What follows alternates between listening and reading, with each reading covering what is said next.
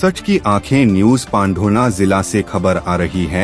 सौंसर के अस्पताल में बवाल, बीएमओ हटाओ पर हड़ताल उग्र, 20 से आमरण अनशन सेवाएं ठप, महिला डॉक्टर से अभद्रता और अवैध वसूली के आरोप, प्रशासन पर त्वरित कार्रवाई का दबाव।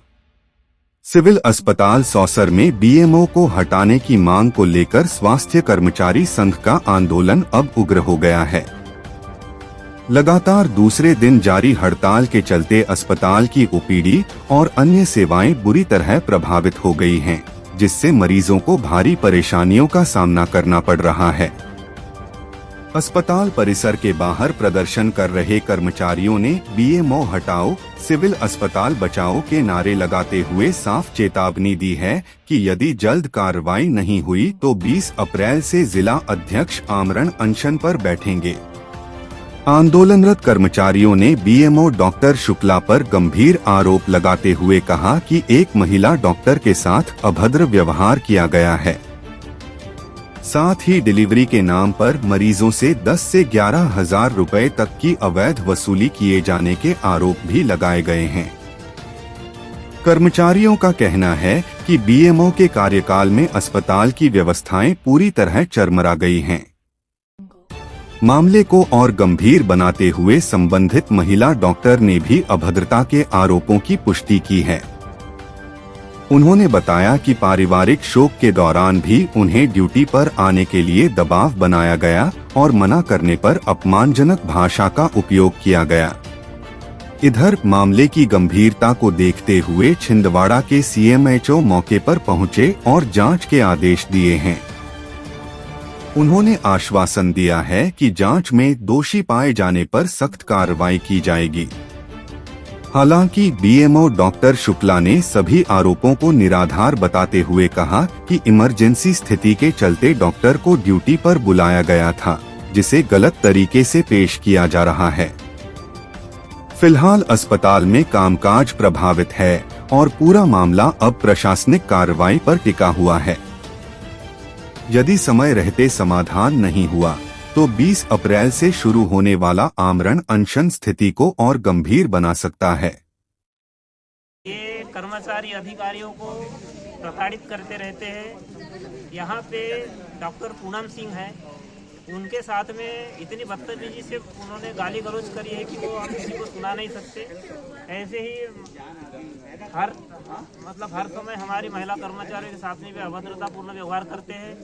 यहाँ पर जो महिलाएं डिलीवरी के लिए आती है उनका सीजर होता है, उनका रेट फिक्स करके रखा हुआ है उन्होंने 11,000 रुपये। वो हमने ज्ञापन में भी लिखा है। हमारे सीएमएचओ साहब इस चीज़ को झूठ बोल रहे थे, उन्होंने छुपाया है, उसका मेरे पास सबूत है। 2 महिलाओं की मैंने वीडियो बनाए हैं। और मैं ये बोल रहा हूँ कि जब से ये डॉक्टर शुक्ला यहाँ प्रभार में है उस समय से लेकर के तो अभी तक जितने भी सीजर हुए हैं उसकी जांच की जाए। और यहाँ के बहुत कुछ संसाधन गायब है, उसकी भी अपना जो स्टॉक रजिस्टर है उससे मिलान करके देखा है। आज आपका दूसरा दिन हड़ताल का है जी, तो आगे क्या क्या प्लान है आपका? आगे हमारा ये प्लान है कि अगर ये 2 दिन के अंदर कोई कार्रवाई नहीं होती है तो मैं नीलकंठ विरखरे, मध्य प्रदेश स्वास्थ्य कर्मचारी संघ जिला अध्यक्ष, यहीं पर 20 तारीख से भूख हड़ताल पर बैठने वाला हूं। और मेरी भूख हड़ताल तब तक चलेगी जब तक डॉक्टर शुक्ला को पद से हटा करके उनकी निष्पक्ष जांच नहीं की जाती।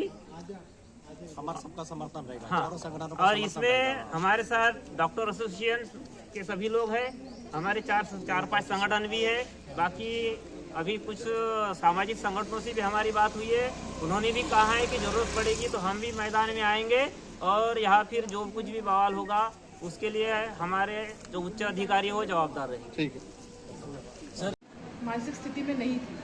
उस दिन मेरे जेठ जो थे वेंटिलेटर पे थे, अचानक से उनकी तबीयत खराब होने लगी थी। उन्होंने मेरे को बोला ओपीडी आने के लिए। मैंने उन्हें कहा मैं नहीं आ पाऊँगी सर, मेरे घर में अभी थोड़ी परेशानी है। तो उन्होंने कहा मैं आपकी एब्सेंट डालूंगा आज की। मैंने कहा ठीक है सर, आप डाल लीजिए, मगर अगर मैं नहीं आती और एब्सेंट डालते तो आपको बाकी लोगों की भी एब्सेंट डालनी पड़ेगी। उन्होंने कहा तो मतलब तुम ये बोल रही हो कि तुम बीएमओ की एब्सेंट डालोगी। मैंने कहा सर आपको जो जैसा समझना हो आप समझिए, अभी फिलहाल मुझे मेरी फैमिली के पास जाने दीजिए।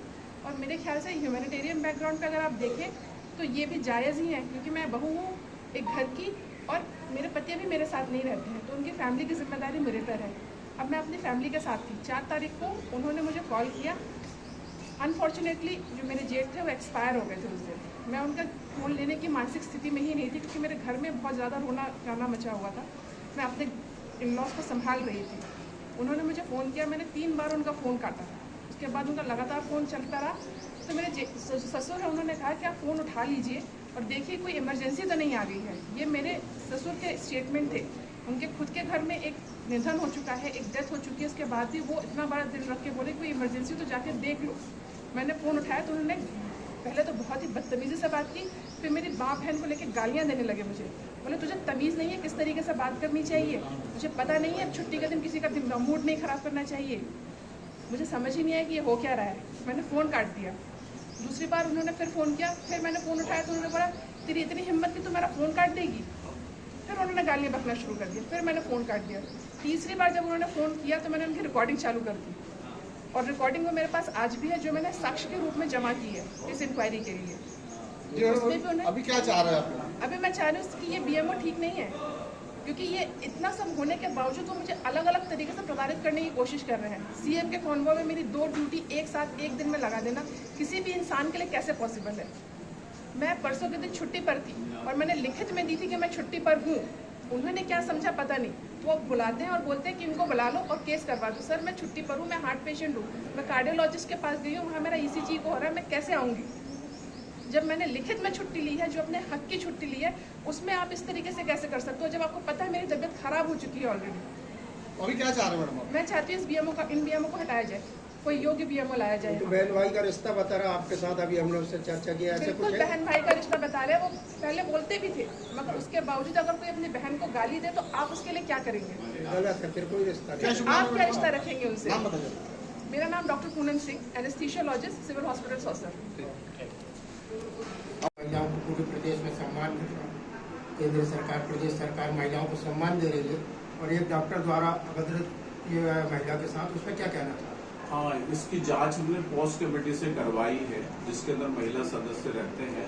5 सदस्यों की महिला उत्पीड़न समिति के द्वारा इसकी जांच करवाई जा चुकी है। क्या नाम लिखते सब पूरा? डॉक्टर नरेश गोनाडे, मुख्य चिकित्सा एवं स्वास्थ्य अधिकारी छिंदवाड़ा एवं पांडुरंग जिला। अस्पताल में लेके ले लो ना। हाँ, ले लो अलग से। सर सौसा का जो अस्पताल है 100 बिस्तर का है, किंतु यहाँ पर पर्याप्त संसाधन उपलब्ध नहीं है, जिसके कारण यह रेफर हॉस्पिटल बन चुका है। कुछ दिनों पहले यह भी वीडियो वायरल हुए थे कि यहाँ का जो स्टाफ है वो डिलीवरी वाली जो पेशेंट है उनसे पैसे भी लेते हैं, तो उसको लेकर क्या कहेंगे? डिलीवरी वाले जो पेशेंट पैसा लेते हैं, इस प्रकार की कोई लिखित में शिकायत हमें तो नहीं मिली है। सर वीडियो सोशल मीडिया पर वायरल हुए, शायद आपने देखे होंगे या आप तक नहीं पहुँच पाए होंगे। देखो, सोशल मीडिया के वीडियोस और जो शिकायत करता है उसके द्वारा शिकायत की जाती है, दोनों में काफी अंतर होता है। यदि आपको लिखित शिकायत, आपके विभाग के कर्मचारी आपको इसकी सूचना दे रहे हैं, क्या ये आपके लिए काफी नहीं है? हमारे विभाग के किसी कर्मचारी ने ऐसे लिखित में सूचना नहीं दी है कि किसी डिलीवरी किसी की हुई और उससे पैसा लिया है। और दूसरा, जिसने पैसा दिया है ऐसे भी किसी ने शिकायत नहीं दी कि मेरे द्वारा या मतलब कि सर आपको शिकायत प्राप्त होगी तो आप कार्रवाई करेंगे? ऑफकोर्स, बिल्कुल 100% कार्रवाई, क्यों नहीं? सर जो अस्पताल में जो संसाधनों के अभाव में रेफर अस्पताल बना हुआ है, तो उसको लेकर क्या प्रयास करेंगे? संसाधन का अभाव आपने क्यों कहा, जरा स्पष्ट करेंगे आप? सर एम्बुलेंस जो है यहाँ 2-2 है। एक एम्बुलेंस कई महीनों से खड़ी हुई है, उसका टायर खराब हुआ है। कई जो एम्बुलेंस हड्डी वाले जो डॉक्टर है स्पेशलिस्ट, वो यहाँ नहीं है। सर यहाँ पर डेंटिस्ट के पास पर्याप्त साधन, चेयर नहीं है। चेयर नहीं है। और दूसरी बात, फायर सेफ्टी 2024 से एक्सपायर पड़ी है। फायर सेफ्टी वहाँ पे जो सिलेंडर लगा है सर, वो 2024 से एक्सपायर है, तो कैसे संसाधनों की कमी नहीं है आप बोल रहे हैं? यहाँ सामने तो पंखे देख लो ना, पंखे यहाँ निकल गए पर सामने। बिना एक्सपीरियंस वाले पट्टी कर रहे हैं पेशेंट्स का, नए लोग।